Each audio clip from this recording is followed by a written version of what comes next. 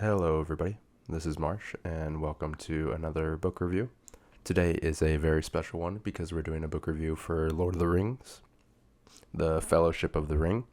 Sorry if my voice sounds a bit weird right now. I'm recovering from getting sick, but I'll power through it and we'll see how it goes.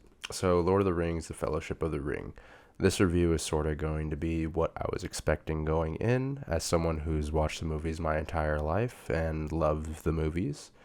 And also, what I got out of it, was it worth reading, and how was it overall? Obviously, spoilers for this. If you don't know what the plot of Lord of the Rings is, I recommend you leave immediately and go watch the movies or read the books. But we're going to go ahead and just jump into it. Overall, what was I expecting going into this? To be honest, as someone who's only seen the movies my entire life and loved them, I was expecting to kind of not enjoy the book. Reason being, I always hear people talk about how Tolkien's writing style is extremely hard to get into.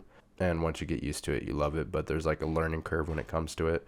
And that was very intimidating when it came to actually tackling the book. And it's one of the reasons I haven't read the book for such a long time, is because the learning curve people talked about with his writing style. It made me nervous and not really want to read it because I didn't want to ruin it for myself. I didn't want to end up not liking the books after loving the movie so much.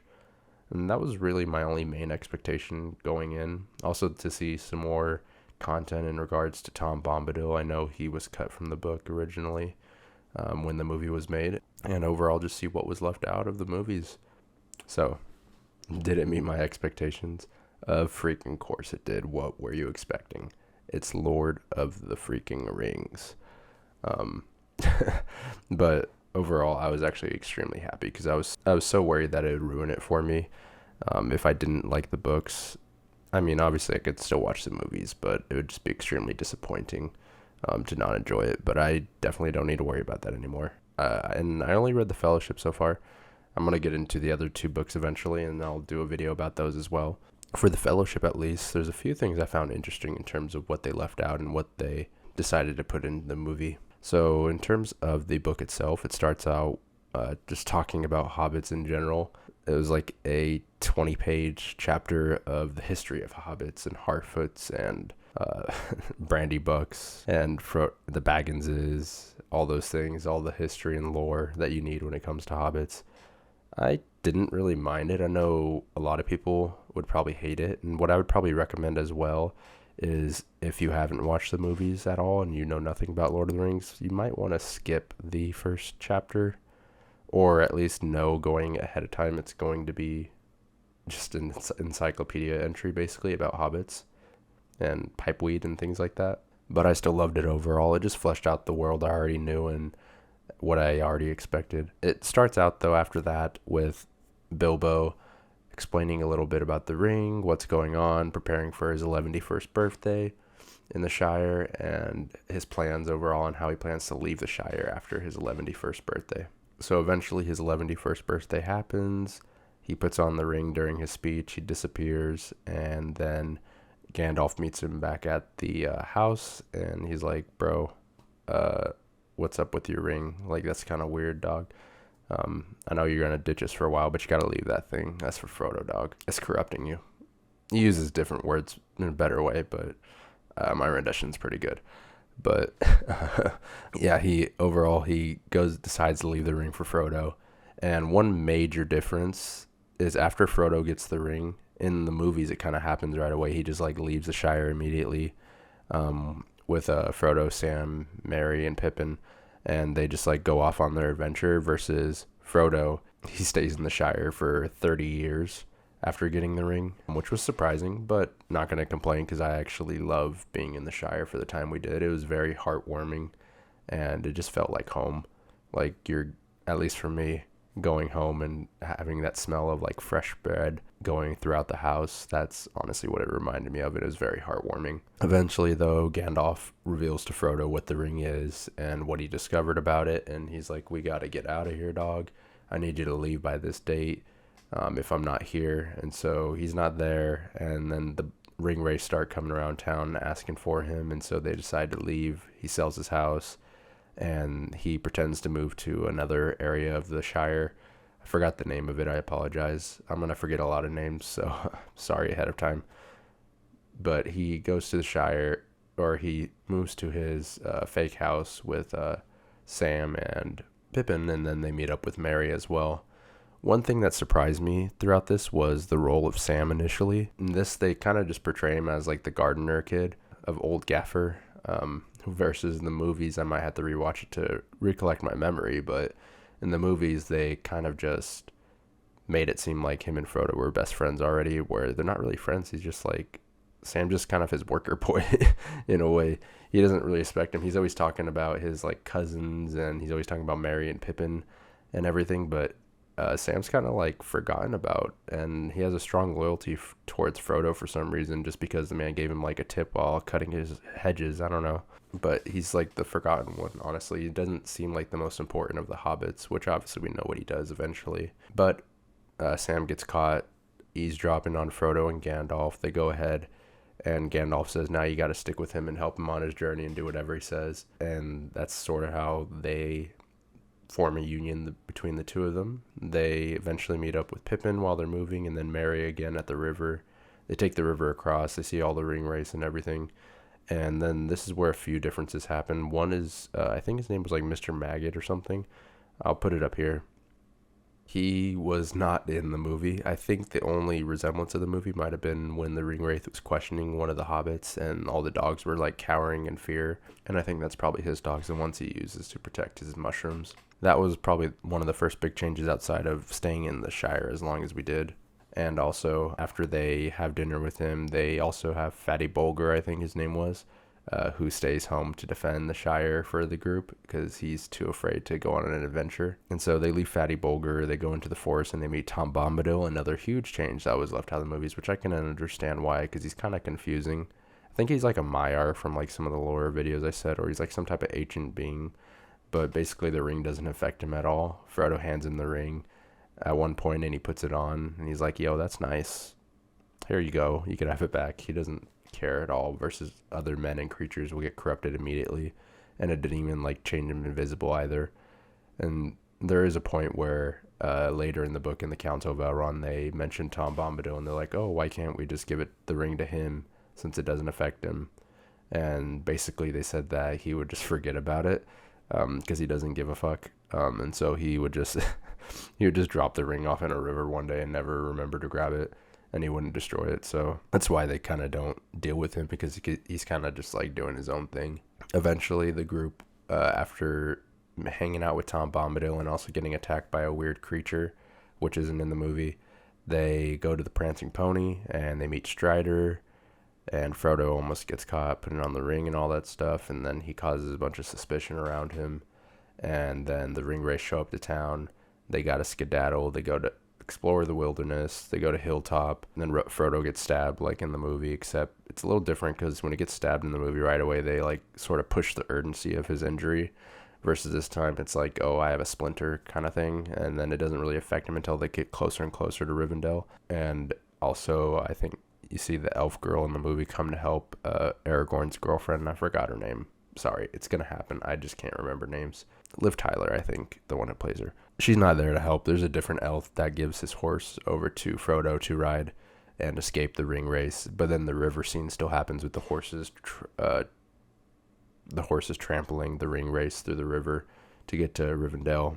They get to Rivendell. They make Council of Elrond, and then they talk about the ring. They give some history. They have all the people come in. Boromir shows up. You got Gimli, Legolas, Aragorn, Elrond, Gandalf, everyone. We find out what's going on, how Gandalf got enslaved and captured by Saruman and betrayed. And so they can't involve Saruman because he's evil now. As well as we start to learn about like the hatred between dwarves and men and all of that, and how they hate each other with Gimli and Legolas. It's interesting. And so eventually they form the Fellowship. They decide Frodo has to take the ring to the Cracks of Doom to destroy it. And then he takes Sam with him, and then Merry and Pippin show up as well, and they're like, you're going to take us too. And then you got Gimli, Legolas, Gandalf, Aragorn, and Boromir, who already is showing like points of corruption in terms of wanting to use the ring for power and not really destroy it, which is understandable. That's his arc. Eventually, though, they do leave Rivendell, and then they go to the Mines of Moria. After they try to traverse the mountains, in the movies, in the mountains, it's just kind of Sauron like shouting at snow and having it fall on them, and they're like, "Oh, we gotta get out of here." And this one's a little more intense. They are trying to survive. Oh, I also forgot. Can't forget Bill the pony. How do they forget Bill the pony in the movies? He's like the most important one. But they're in the mountains trying to survive, and then they decide to go to Moria because they can't get through the pass because of the weather. And one scene that they left out that I think they should have put in the movie, which would have been really cool, is when the wolves are attacking them and Gandalf lights all the trees on fire around him, like, instantaneously. And I don't know, the way they described it was just really cool. And I think it would have been really nice to see that action set piece in the movie. They get over to the mines. They go through. We learn about Durin's Bane, Gimli's family, and how they were trying to take back Moria because it has mithril in it. And then Frodo is like, when they're talking about how precious mithril is, he's like, yo, that's kind of sketch. I got a mithril chainmail underneath me. He's like keeping it secret, like they're going to steal all this stuff or anything. It's like, bro, the only one that'd probably steal it is Gimli, and he's too depressed about his cousin being dead. He's not going to do that shit. But they fight in the mines. Pippin, who's stupid, like, he's the cause of like all problems and distractions, honestly. He makes a bunch of noise and probably is the one who attracts the orcs. But all the orcs show up, they fight them, they go running, and then the Balrog shows up, and then we get the famous scene with Gandalf, "You shall not pass," and "Fly, you fools." And he destroys the bridge, gets taken down by the Balrog, all of that stuff, and they go ahead and escape the mines. I'm sorry if I'm going through it a little bit quick. And then they escape the mines, they go to the forest, and they meet with the elves of Lothriel.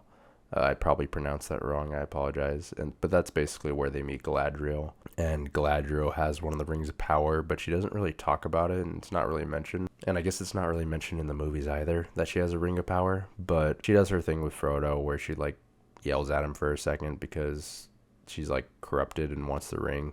And Frodo was going to give it to her, honestly, until that happened. He didn't want to deal with it, and he was obsessed with like her beauty and power, and like wanted to just like give up and have her take it.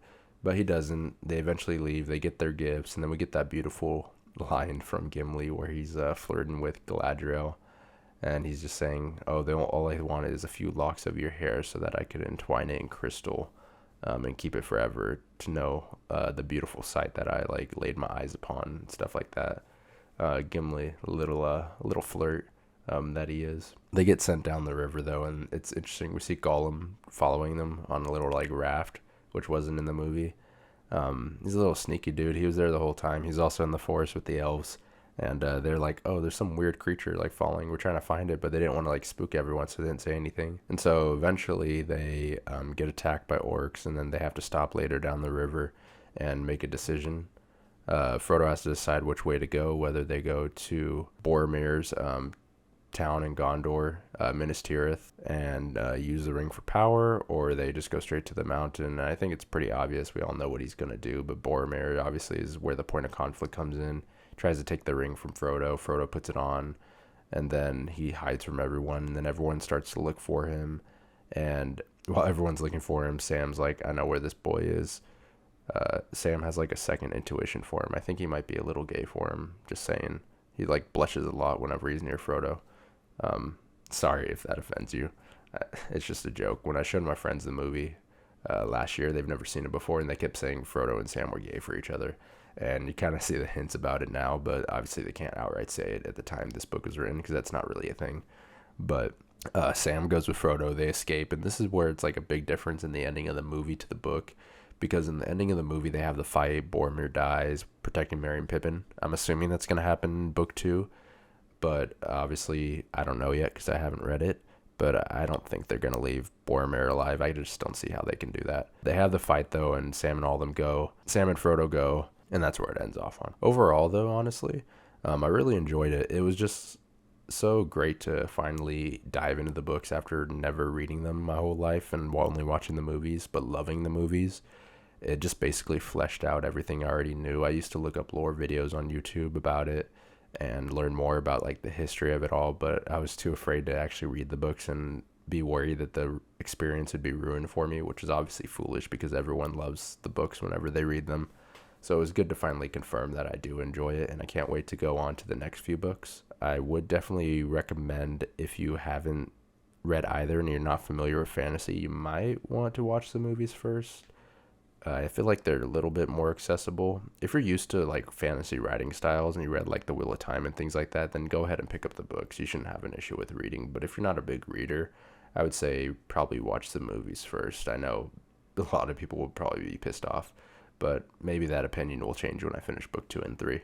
We'll see. Overall, though, let me know what you got out of it the first time you read it, what other things I may have missed. I kind of skimmed over a lot. Let me know some of the things that you wish they put in the movie or that you wish they left out or changed. I thought they did a decent job in terms of choosing what kind of fat to cut out of the movie, because there's some stuff that wasn't really needed. I don't think you need Tom Bombadil. You can shorten a lot of the travel with montages and things like that, so I don't think they did a bad job at all, even though there's like a lot missing technically. But yeah, let me know what you think about movies versus the books, the book itself, your experiences with it. And I'm not going to read book 2 right away. I'm going to read some other stuff in between. I don't like reading like series in a row. It's kind of annoying for other people, I guess, but that's just what I do. Yeah, so eventually when I finish it, I'll go ahead and make a video on it as well. Same with book 3. But thank you for watching. If you can like and subscribe, that would be amazing. And all I hope is that you have a wonderful rest of your day. Bye-bye.